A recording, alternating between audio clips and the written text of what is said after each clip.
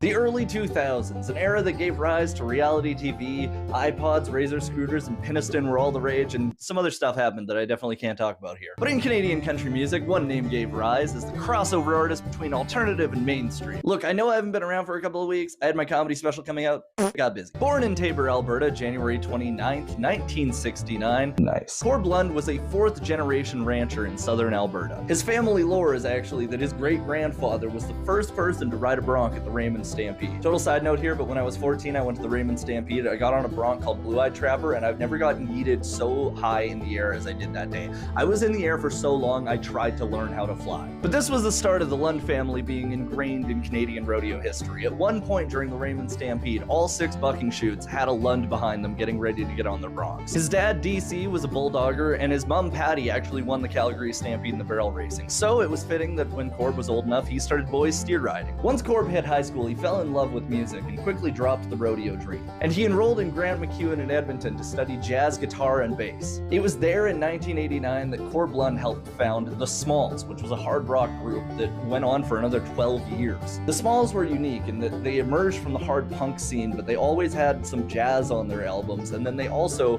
had this like country smattering sprinkled in, and they could seamlessly drift between all the different subgenres of metal and hard rock. They released 4 albums during their lifespan and sold a total of 40,000 copies. Their most successful being My Dear Little Angle. I think it's Angle. I'm not sure if it's Angle or Angel. Honestly, it's spelt like Angle. I'm gonna say Angle. And the recording process for this was also the subject of the Much Music documentary, The Smalls, or whatever. That's actually what it's called. Their live shows were notorious for being rowdy. Across Western Canada, their shows got a ton of attention for being completely unhinged, and they actually got banned from playing in Kamloops because an oversold show had a huge riot and the RCMP had to go and break it up. They're not as rowdy as my crowds. I'm the toughest boy to ever hold a microphone.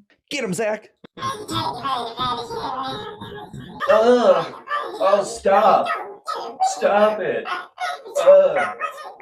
Oh, stop! During his time with the Smalls, Corb founded a small country trio, and they began writing and recording music together. His debut album, Modern Pain, was released in 1995, and it didn't just showcase his cheekiness with tracks like Lament for Lester Cousins, but it also shone a light on his buckaroo upbringing with tracks like We Used to Ride 'Em, which is actually about a pair of spurs, and I don't think a lot of people know that. But the whole thing shows this gothic side to his writing and song structure that really helps him stand out. His 1999 follow-up, Unforgiving Mistress, really shone a spotlight on that with tracks like Mora, Blackberry, and Spanish Armada, but it also showed this seed of cheekiness, a seed that would grow into a full-ass tree on his next